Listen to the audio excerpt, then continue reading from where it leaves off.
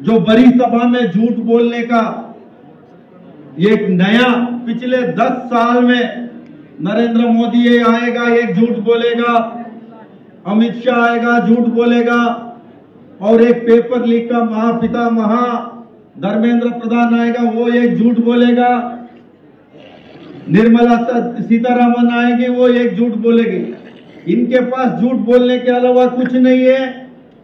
सबसे ज्यादा किसी को धोखा दिया है ये बिहार का जनता को दिया है, और सबसे ज्यादा इन लोग ने जो वादा किया है अभी, जो स्पेशल स्टेटस का इन लोग ने जो बात किया था, जो अभी क्या इन लोग ने 2 लाख करोड़ 3 लाख करोड़ जो भी ये लोग कुछ भी बोल सकता है, ये सारी लाख आप पहले भी सुना है। जो 1,25,000 करोड़ चुनाव के पहले नरेंद्र मोदी जी आके कम से कम 3-4 बार इस तरीके का अनाउंस करके गया। एक काम ऐसा दिखाइए कहां इन लोग ने वो उतने पैसे में एटलीस्ट 5,000 करोड़ भी यहां बिहार में लगाए तो दिखा दिए, कहीं नहीं है। सबसे ज्यादा अभी जो नीट का जो पेपर लीक हुआ, सबसे ज्यादा नुकसान जो बिहार का जो छात्र लोग ने दिन भर रात जो मेहनत करके पढ़े लिखे थे, उन लोगों के साथ इन लोग ने विश्वासघात करने का काम इन लोग ने किया। ये सब आप जानता है। और सबसे ज्यादा इस देश में जो बेरोजगारी किस लेवल पे बढ़ रहे, या बिहार का जो साथी भाई लोग दूसरे स्टेट में जाके सिक्योरिटी का काम 5,000-6,000 में काम करना पड़ रहा है। यहाँ सरकार नीतीश जी भी, और जो केंद्र में अभी डबल इंजन सरकार कहते हैं इन लोग ने, ये डबल इंजन सरकार को कोई विजन नहीं है। ये डबल इंजन सरकार नहीं है, ये टेलीविजन सरकार है। टीवी में आके इन लोग ने घोषणा करके जाना, इसके अलावा इनके पास कुछ नहीं है। आप सब जानते हैं। अग्निवीर आप देखा है किस तरीके से अग्निवीर को लेके जो शहीद हुआ, उनके परिवार को जो इन लोग ने जो पैसा इन लोग ने देने का था, उनका कॉम्पनसेशन देने का था, वहां भी पार्लियामेंट में उसको भी लेके झूठ बोलने का काम किया। हमने 1 करोड़ रुपए दे दिया करके, उसमें लगभग 49 करोड़ उनका इंश्योरेंस का पैसा आया था, उसको भी मिला के इन लोग ने क्या मैसेज देना चाह रहे हैं आप सबको पता है। जो राहुल गांधी जी ने भारत जोड़ो यात्रा जो कन्याकुमारी से लेके कश्मीर तक जो 5 न्याय 25 गारंटी दिया था इस देश को बचाने के लिए, आप सबको पता है। जो हर बार आप देखते हैं, कोई भी स्टेट में आप फ्रंट पेज में आप अखबार निकाल के देखते हैं, पेपर लीक का जो इन लोग ने वहां छपता है, वो सब आप पता है।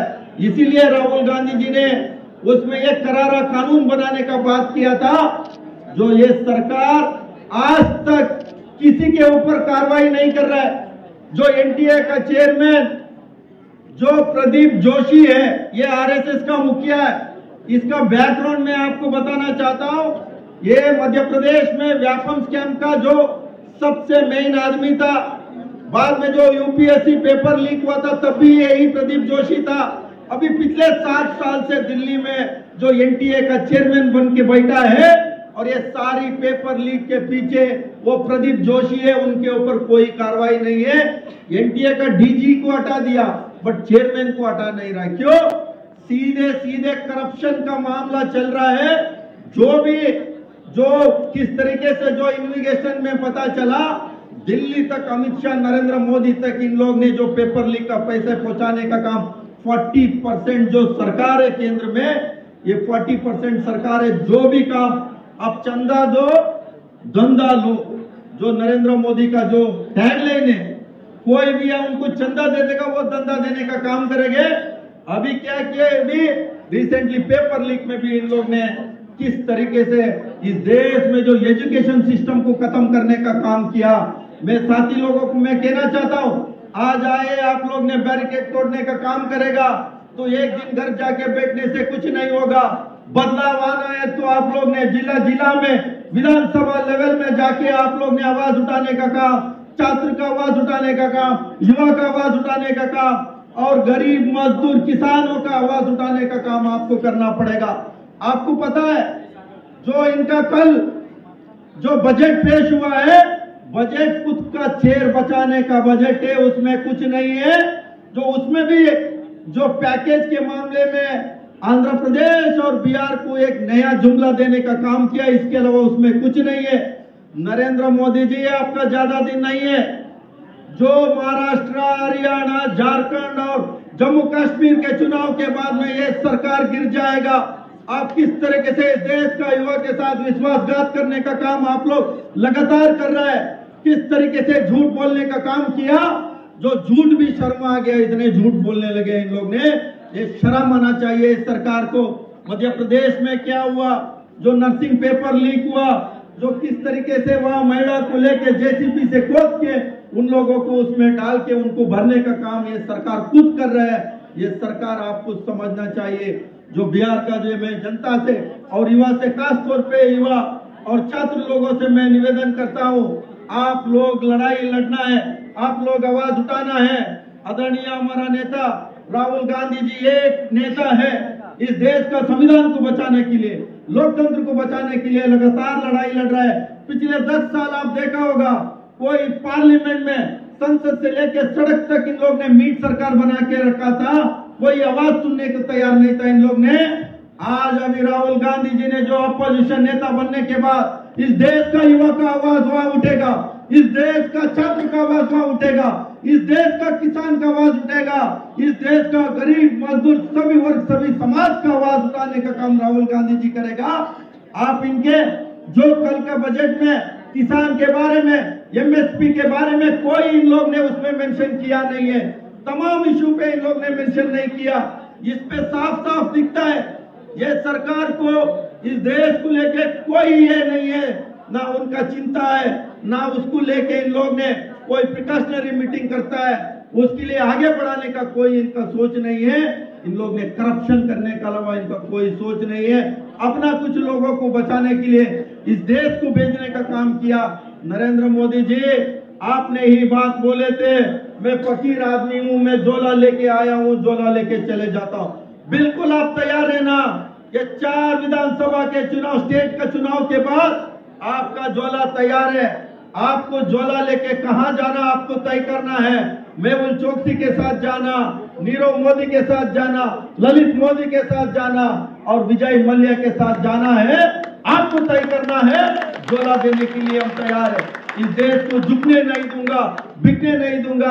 अब पार्सल बना के पैसा भेजने का काम बंद करो। इस देश के बारे में आप, इस देश का प्रधानमंत्री है, आप प्रचार मंत्री नहीं है। आप ये टीवी में आके आप दिन भर 3 बार कपड़ा चेंज करने से इस देश विकास नहीं होगा। इस देश का छात्र को जो फ्यूचर उनके लिए जो किस तरीके से एजुकेशन सिस्टम को आगे बढ़ाने का था, उसके ऊपर इनका कोई सोच नहीं है। किस तरीके से 45 साल में पहली बार इस देश में जो बेरोजगारी बढ़ा है, जो उसके बारे में इनको कोई सोच नहीं है। जो अडानी अंबानी जॉब क्रिएट नहीं कर सकता है, जो छोटे छोटे व्यापारी, इस देश का अन्नदाता, इस देश का रीढ़ की हड्डी किसान जॉब क्रिएट कर सकते हैं, इसको समझना चाहिए। जो इस देश में जो अन्नदाता और किसान के साथ इन लोग ने किस दुष्व्यवहार कर रहा है, ये सारी बंद करना पड़ेगा। जो उस समय में Mahatma Gandhi ji east India company के खिलाफ लड़ाई लड़ रहे थे, अभी राहुल गांधी जी ये वेस्ट इंडिया का कंपनी है, इनके खिलाफ आवाज उठाने का काम राहुल गांधी जी ने किया है। जो राहुल गांधी जी ने जो नारा दिया है, डरो मत, हम सब लोग को मिलके लड़ाई लड़ना पड़ेगा। इस देश को बचाना पड़ेगा, इस देश का संविधान को बचाना पड़ेगा, इस देश का लोकतंत्र को बचाना पड़ेगा, इस देश का युवा को बचाना, इस देश का छात्र, गरीब, मजदूर, किसान, महिला सभी को बचाने का काम हम सब लोगों के ऊपर है, जिम्मेवारी है। मैं सारे साथी को मैं कहना चाहता हूँ, आप लोग समय ज्यादा व्यर्थ नहीं करना है, बिहार को बचाना है। आप सब लोग लड़ाई लड़ने का काम, आप लोग आवाज उठाने का काम करना है। मैं ज्यादा समय नहीं लूंगा, अभी कार्यक्रम को भी समय हो रहा है। आप लोग ने यहाँ दूर दूर से आया है, आज मेरे को भी इस कार्यक्रम में बुलाया। मैं इस मंच में सारे कांग्रेस नेता है, आज पीसीसी अध्यक्ष जी भी वहाँ पार्लियामेंट में जो बजट सेशन के वजह से नहीं आया, बट सारे यहाँ नेता, सीएलपी नेता, सारे हमारे एमएलए, एमएलसी, सारे लीडर इधर है। मैं उन सबको मैं दिल से धन्यवाद करके, मेरे को बुला के बात करने को मौका दिया, उन सबको मैं धन्यवाद बोल के मेरा बात को विराम दे रहा हूँ। जय हिंद, जय कांग्रेस पार्टी। आप जो जो कांग्रेस पार्टी को प्यार करता है, राहुल गांधी को प्यार करता है, प्रियंका गांधी को प्यार करता है, सोनिया गांधी जी को प्यार करता है, खड़गे जी को प्यार करता है, आपका ताकत यहाँ नारा लगाना नहीं है, आपका ताकत वहां बैरिकेड के सामने दिखाने का काम आपको करना है। इसी बातों से मैं बात को विराम दे रहा हूं। जय हिंद, जय कांग्रेस पार्टी। सारे गरीब दास आप सब लोग पहले रहेगा, जो भी लाठी पड़ेगा पहले यहाँ से लाठी स्टार्ट होगा, कार्यकर्ता को बाद में पड़ेगा।